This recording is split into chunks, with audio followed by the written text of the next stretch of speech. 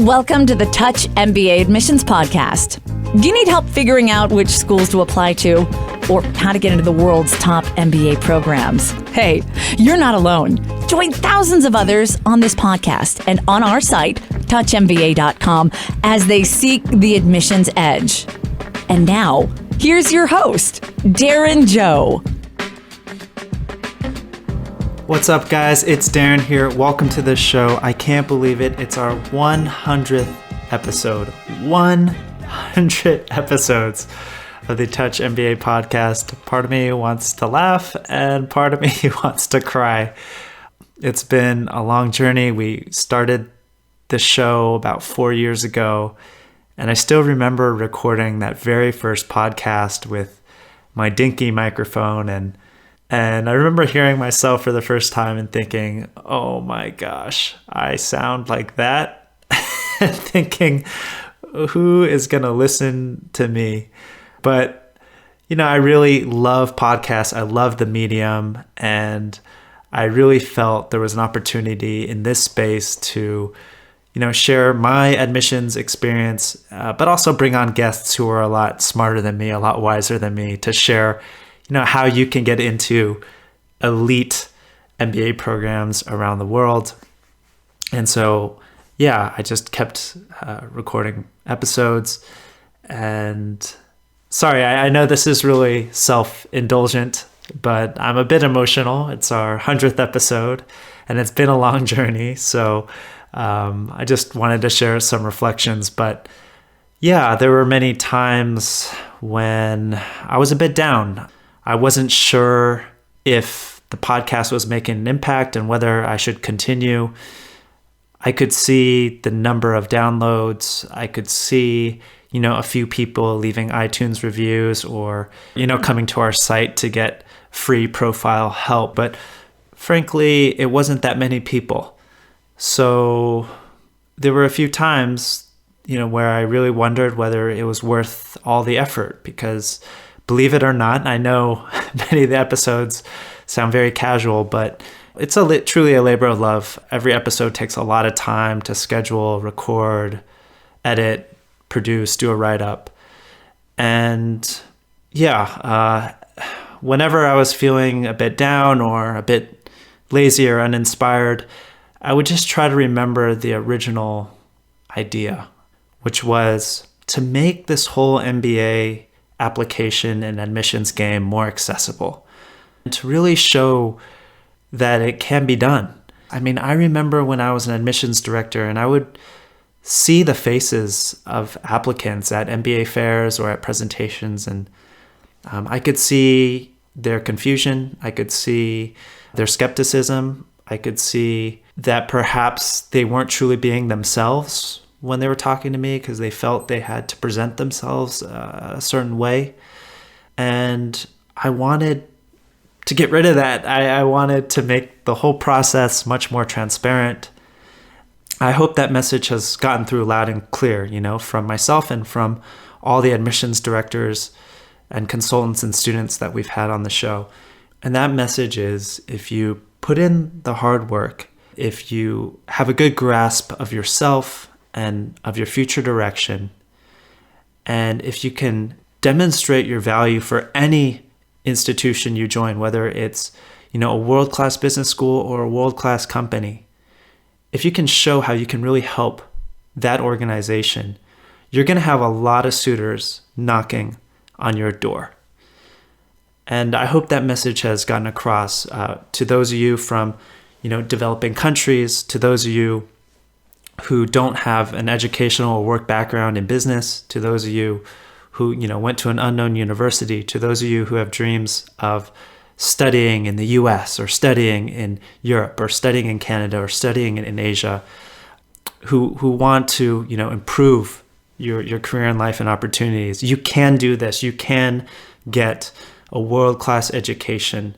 And there's people on the other side of the table or the fence, admissions people that are pulling for you. They want you to succeed, but you just need to communicate your value clearly. You can do it. Anyways, enough of the rah-rah speech. the self-indulgent speech. But yeah, thank you for your support along this journey. And I wanted to do something really special for our 100th episode. So I invited our most popular guests to answer one question. And that question is, what one action can applicants take to dramatically improve their MBA application? And I just think there's lots of gold nuggets in the next 40 minutes or so from 9 guests that have over 75 years of experience in the MBA admissions world. So listen to every minute. And if you enjoyed this episode or have any comments, you can head over to touchmba.com/100 and just write in the comment section there, what you thought of this episode. Also, remember that we offer free school selection help at touchmba.com. You just need to upload your resume there. So if you need tips on how you can strengthen your profile or which schools fit you best, given your career goals and your background, we'd be happy to help you out there. So let's get straight to our first guest.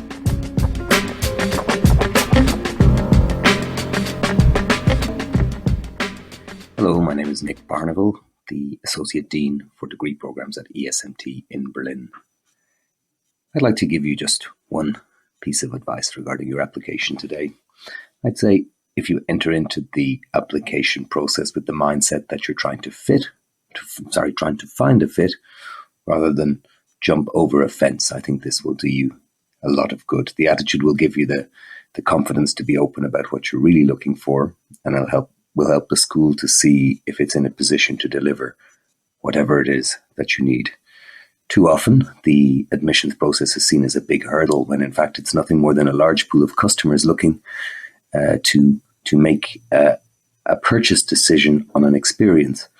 And without the school's full understanding of what experience you're actually looking for, you may well end up in the wrong place.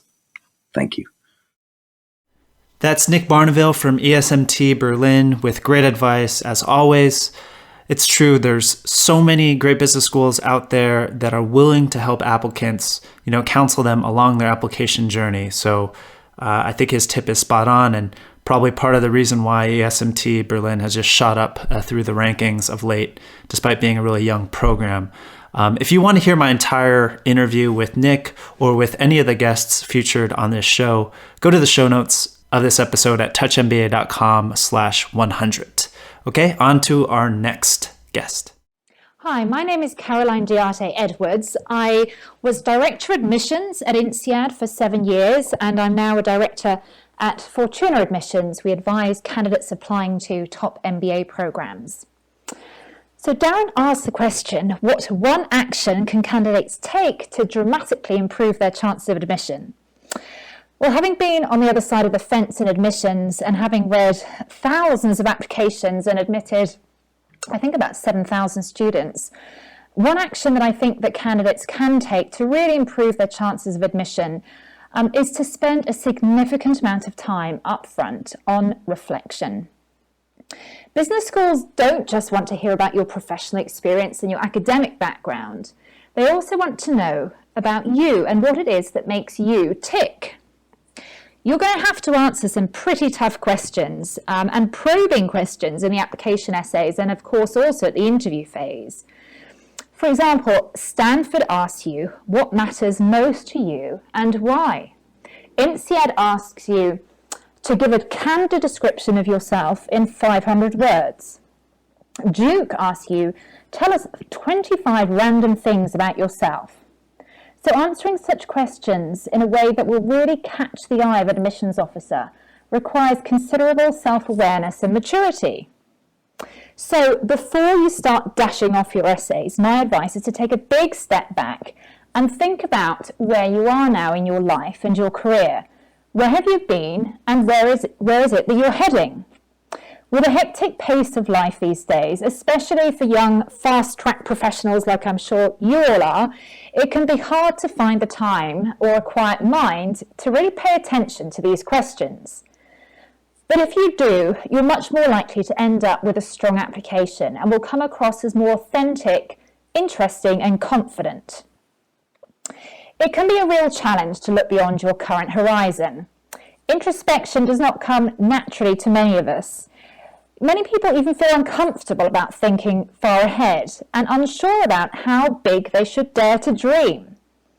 Insight might not come immediately, so don't start this process of introspection 2 weeks before your application deadline.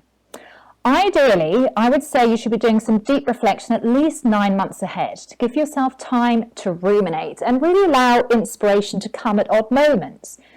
You might find that the answer arrives when you're reading an article or taking a walk in the woods or waiting in an airport lounge.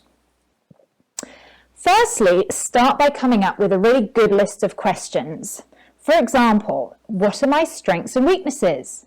What have I learned about myself from times when I've been very successful or perhaps when I've failed? What do I really want from my career? It could be wealth, meaning, work-life balance, status, power, or international experience, or maybe having really interesting colleagues. In addition to thinking about this on your own, I also suggest talking to your colleagues, friends, and acquaintances. Ask them how they perceive you and what they think are your strengths and weaknesses. Ask them what can they see you doing in 10 years' time. You might be very surprised by some of the answers you get. So, in sum, the more you are your unique and honest self in your application, the more authentic and interesting you will appear to the admissions committee. Imagine that you are an admissions committee member reading your profile. You want to read something that seems real, ambitious, thought-provoking, and ideally a little bit entertaining.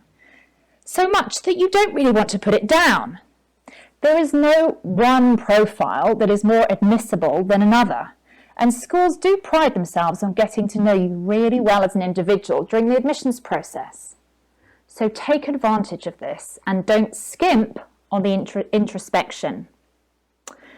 So I wish you the very best of luck, and do feel free to get in touch with me at Fortuna if you'd like to discuss your application.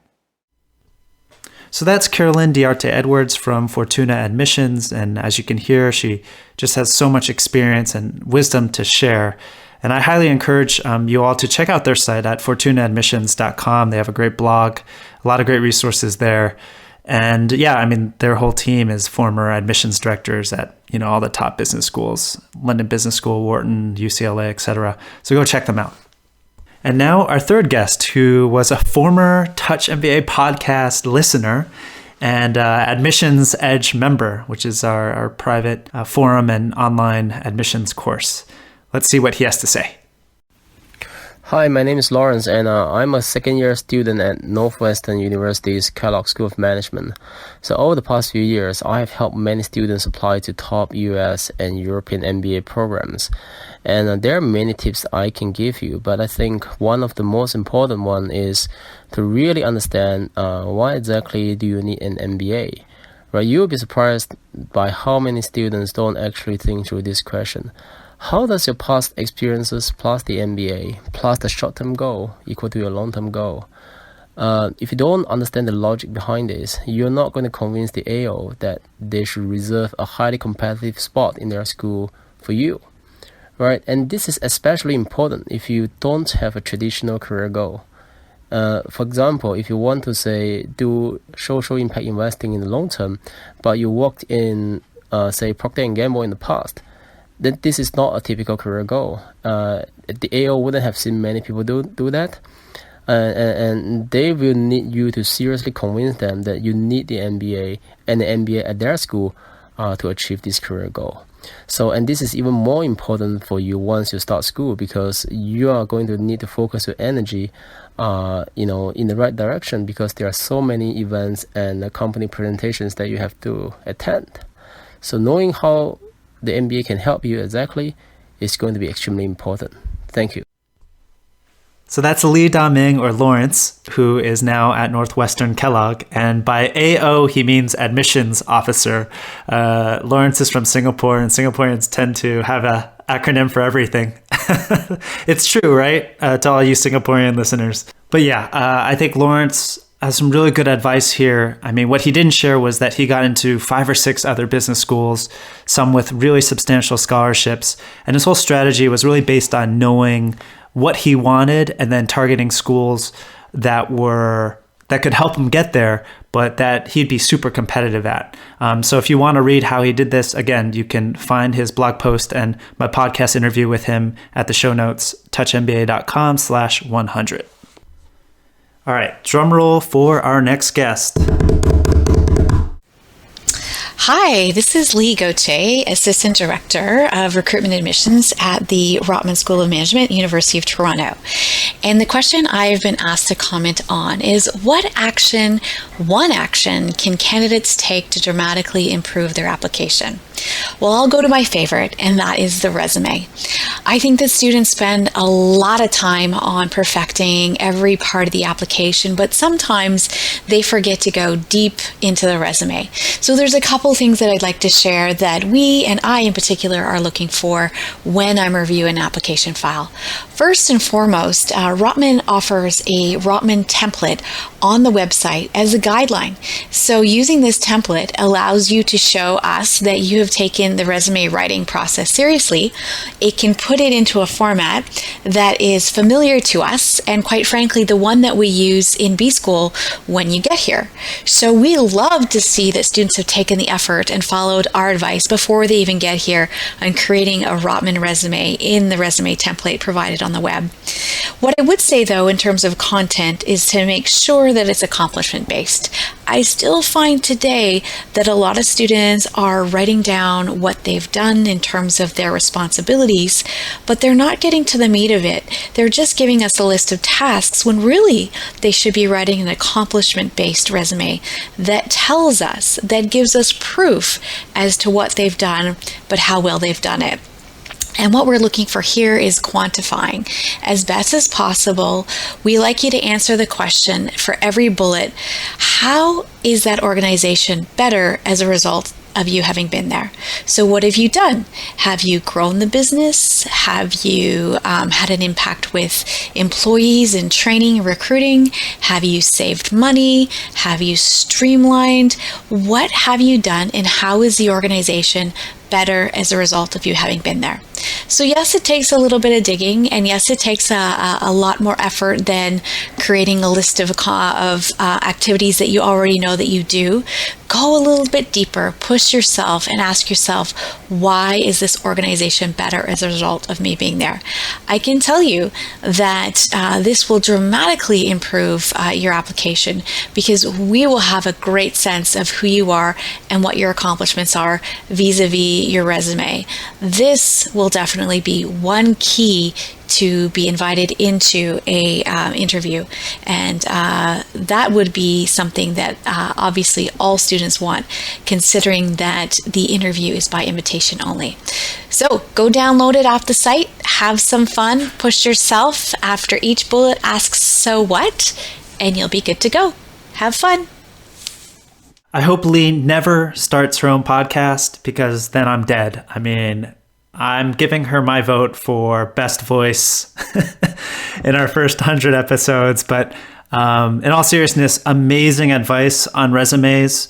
Replay that again if you have to. She really captures the essence of what you need to do to prepare a really compelling and convincing resume.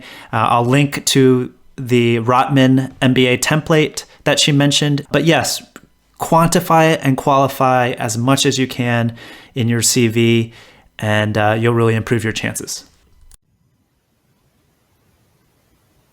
Hi, this is Tyler Cormney. You can get in touch with us at mbaprepschool.com.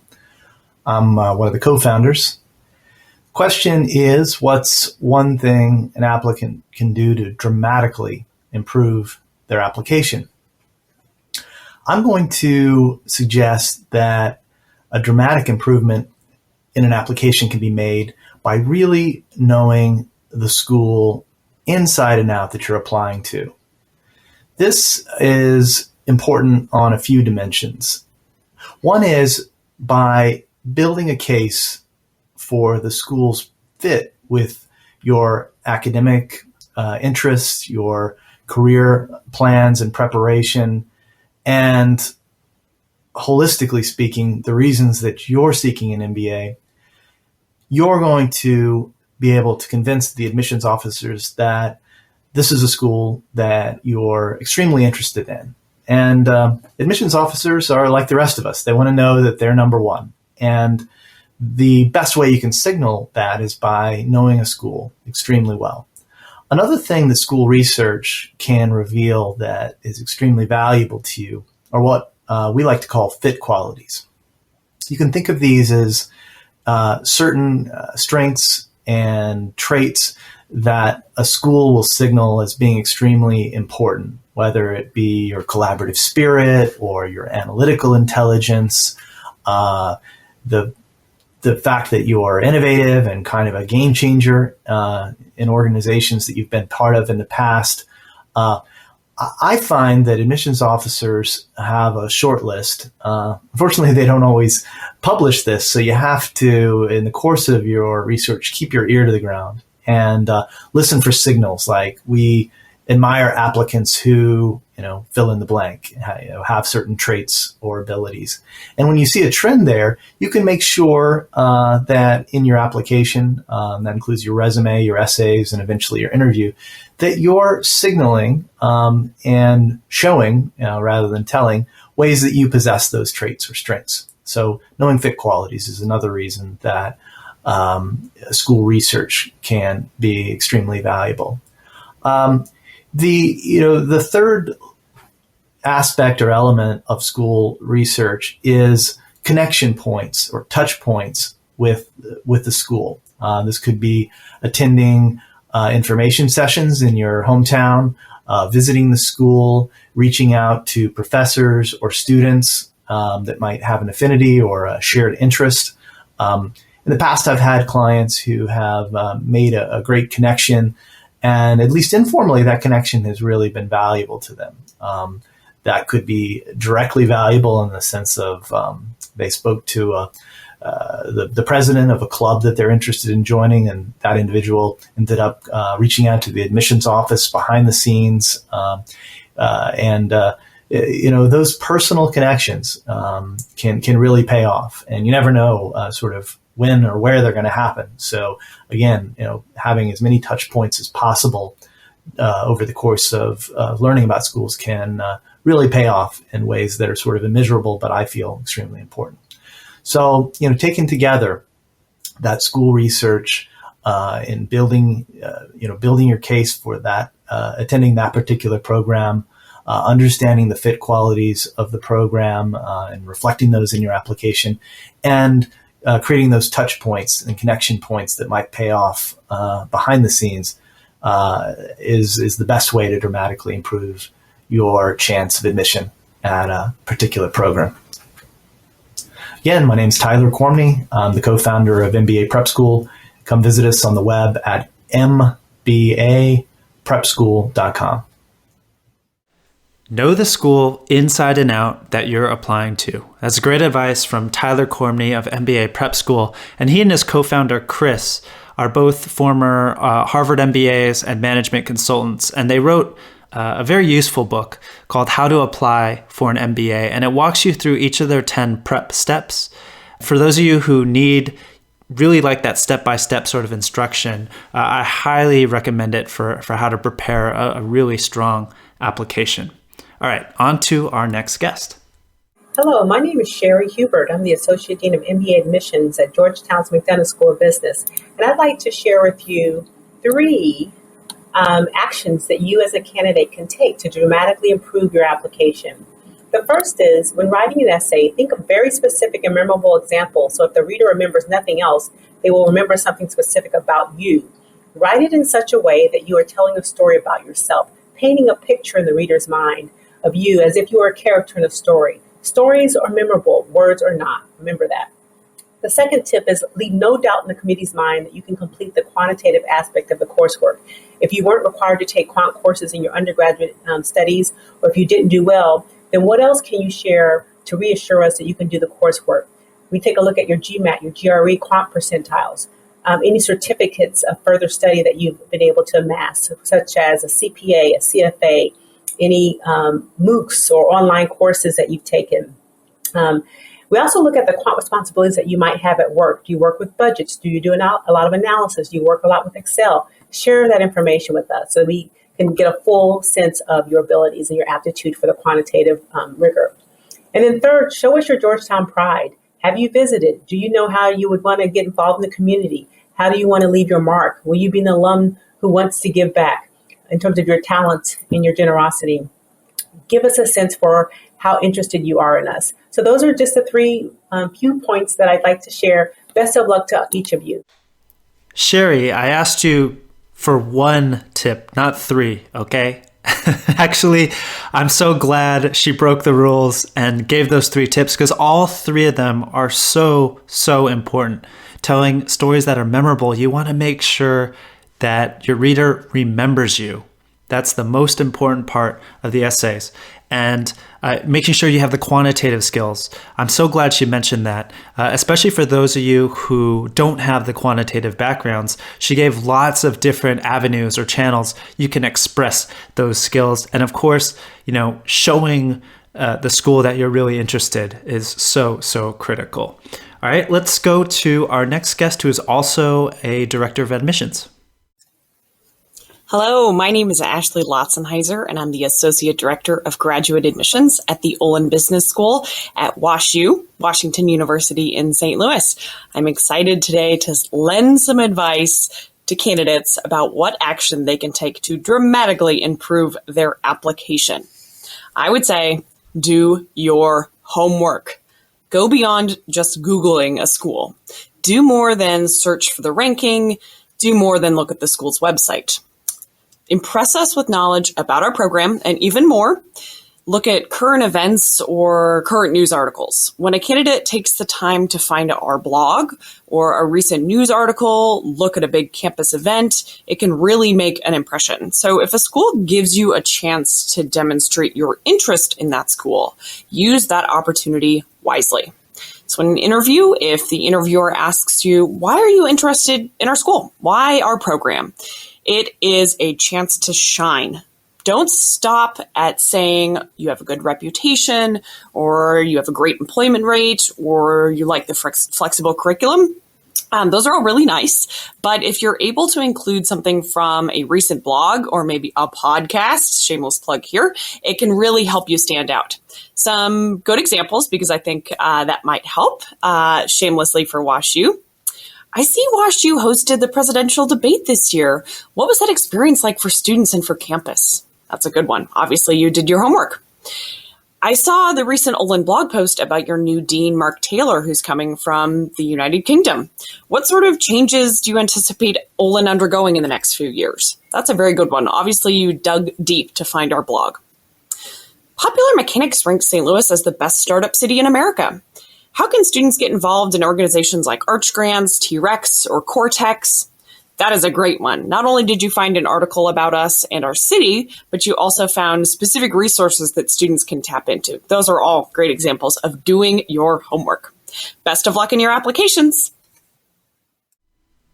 So thank you, Ashley, for that great advice. And just so you guys know, my interview with Ashley and the WashU Olin MBA is the most downloaded episode in Touch MBA podcast history. So go check that out. Again, you can find the link in the show notes. But I think Ashley's advice is really good. And she's being very direct. She's saying, do your research outside the school website, whether it's the school blog or news about the school that you can find, or podcast interviews that you can find here at Touch MBA, or talking to students. I think that's a really good way to get a good idea of what's going on currently at that business school. So you can ask really great questions that show you're interested in the school. I mean, if you're really interested in the school, you're going to do your homework, as Ashley says. So great tip there. And on to our next guest. Hi, I'm Nanzi, Director of Graduate Studies, overseeing the suite of MBA and Executive MBA programs at the National University of Singapore and US Business School. I'm here to share with you on how you can dramatically make your application stand out. Firstly, apply early.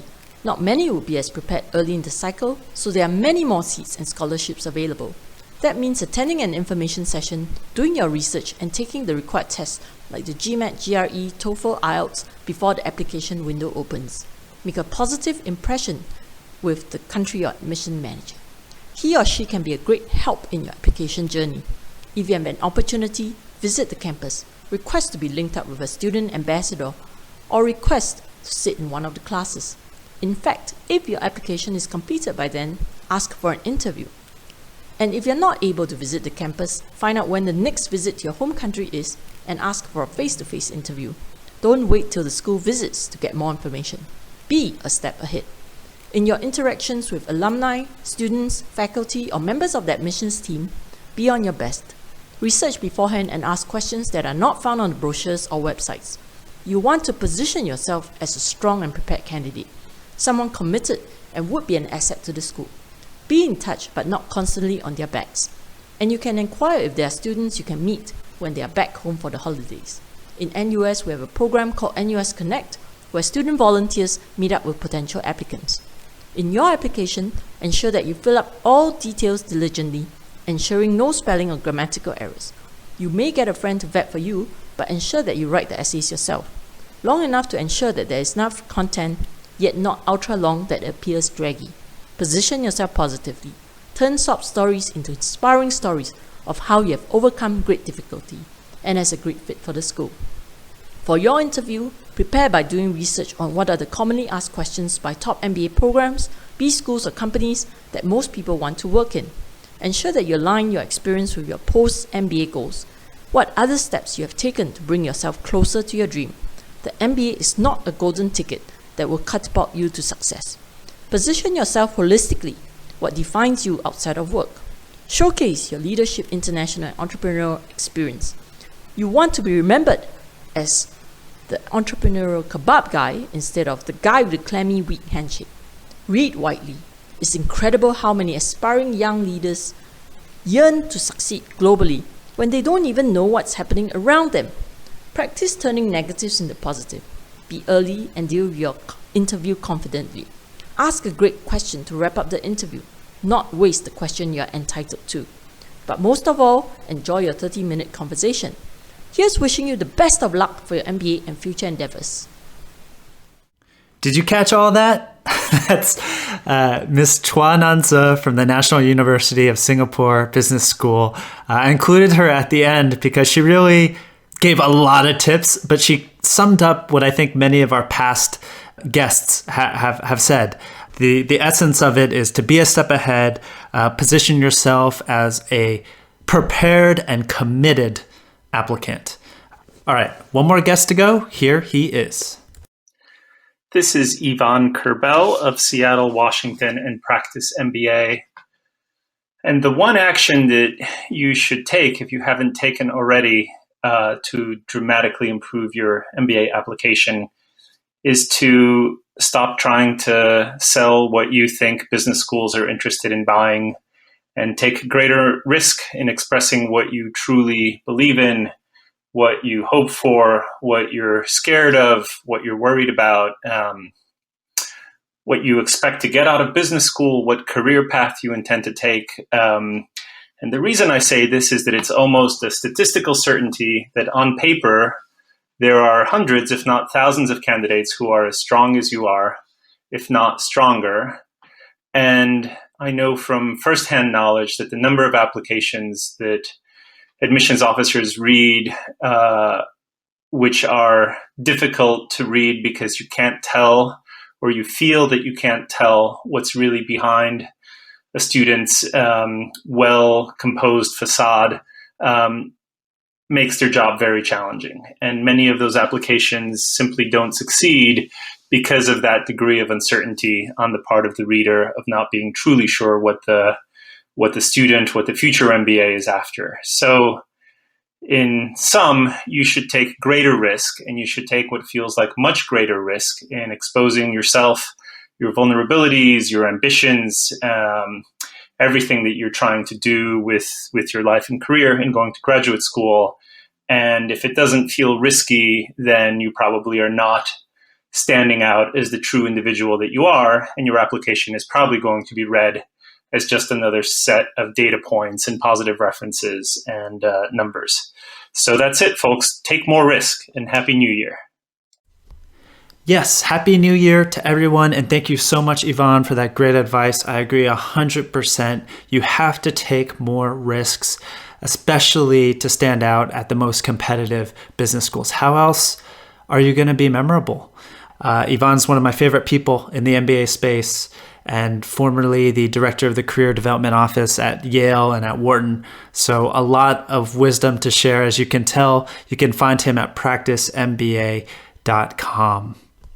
So that's it, folks. Our 9 most popular guests from our first 100 episodes at the Touch MBA podcast. Thank you so much for your support. And if I may ask a favor for those of you diehard fans who are still listening to this episode to the very end, please leave us a review on iTunes or whatever podcast app you use. It helps more people find the show. I appreciate everyone I get. And because this is the 100th episode, I'm going to leave you with one of my favorite songs. I'm wishing you all a wonderful Christmas and a wonderful New Year. I hope 2017